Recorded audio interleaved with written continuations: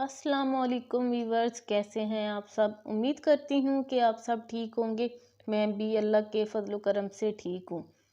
तो व्यूवर्स, आज की वीडियो बहुत ही दिलचस्प वीडियो है जो कि 28, 29 और 30 रमज़ान की ख़ास वीडियो है और ख़ास वजीफ़ा है। जब आप इस वजीफ़े को करेंगे तो इंशाअल्लाह ताला इस वजीफ़े की बरकत से आपकी हर जायज़ ख्वाहिश को अल्लाह ज़रूर कबूल और पूरा करेगा।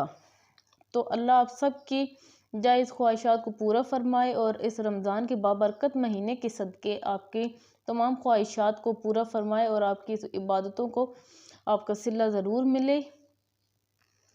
ये अमल आपने 28, 29 और 30 रमज़ान को करना है, जो कि आपने ईद उल फितर के चाँद नज़र आने से पहले पहले आपने इस अमल को करना है।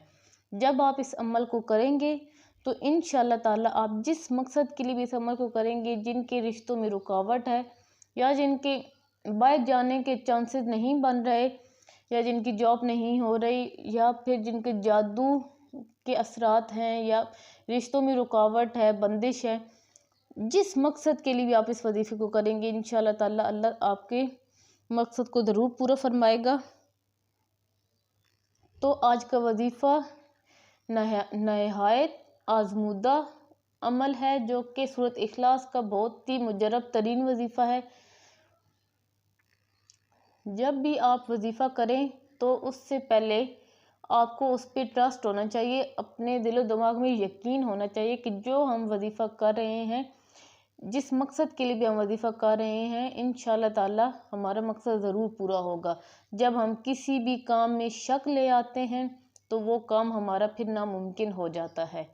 तो जब भी आप कोई भी काम करें तो उसको आप पूरे यकीन के साथ करें, तो उसमें अल्लाह भी मदद फरमाता है और आपका काम ज़रूर पूरा होता है। इस वजीफ़े की इजाज़त आम है। तो व्यूवर्स, आज की वजीफ़े की तरफ चलते हैं। तो वजीफ़ा ये है कि जब भी आपने इस अमल को करना है, आप 28, 29 और 30 रमज़ान को किसी भी टाइम आप इस वजीफ़े को कर सकते हैं। ईद उल फितर के चाँद नज़र आने से पहले पहले आपने इस अमल को कर लेना है। तो फिर आप इसके करिश्मात देखेंगे कि आप जिस मकसद के लिए भी इसको करेंगे इंशाअल्लाह ताला आपका मकसद ज़रूर पूरा होगा। तो आपने अव्वल व आखिर दुरूद इब्राहिमी पढ़ना है, 7 बार आपने दुरूद इब्राहिमी पढ़ना है और फिर आपने 21 बार सूरत इखलास पढ़नी है। 21 बार सूरत इखलास के बाद फिर आपने 7 बार दुरूद इब्राहिमी पढ़ना है और फिर आपने सबसे पहले आपने अपने माइंड में, दिल में अपनी हाजत को रख लेना है। जिस मकसद के लिए आप वजीफ़ा कर रहे हैं, आपने उस हाजत को अपने दिमाग में रख लेना है और फिर आपने इस अमल को करना है। और अमल जब करना है उसमें आपने खामोशी के साथ ये अमल करना है, कोई भी किसी से बात नहीं करनी।